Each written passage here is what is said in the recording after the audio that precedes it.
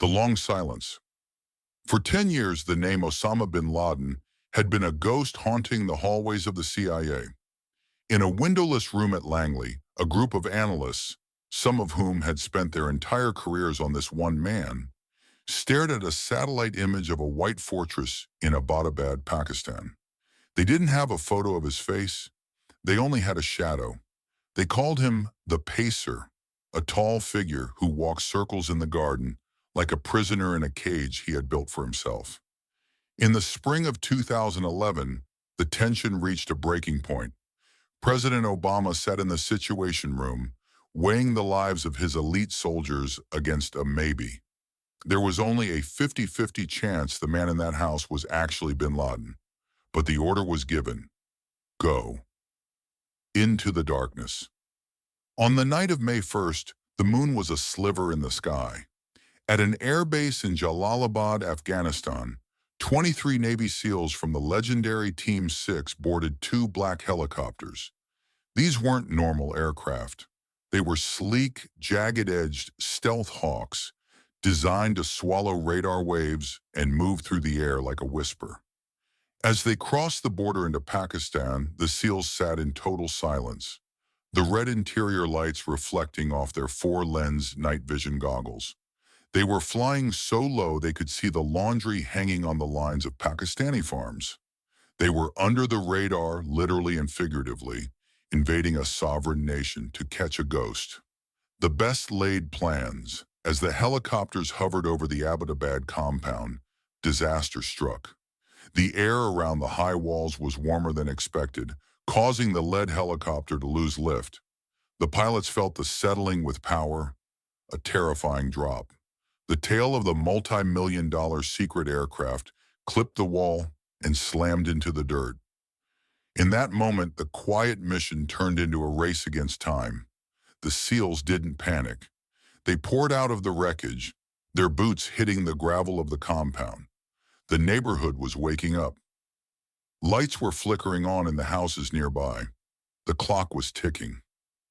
Inside the fortress, the SEALs moved like a single organism. They blew the gates with C4 explosives, the thud echoing through the quiet streets. Inside the guest house, they encountered Abu Ahmed al-Kuwaiti, the courier they had tracked for years. He died with an AK-47 in his hand. The team moved into the main house, clearing room by room.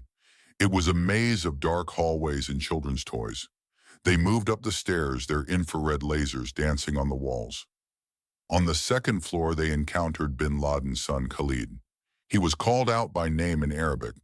When he looked over the banister, he was neutralized. The third floor. The lead SEAL reached the third floor. He saw a tall, thin man look out from a doorway. This was the moment. The man ducked back into the room. The SEAL rushed in, and two of bin Laden's wives threw themselves at the soldier, prepared to die. The SEAL tackled them, fearing they wore suicide vests. Behind him, a second SEAL stepped into the room. There, standing by the bed, was the man who had reshaped the 21st century.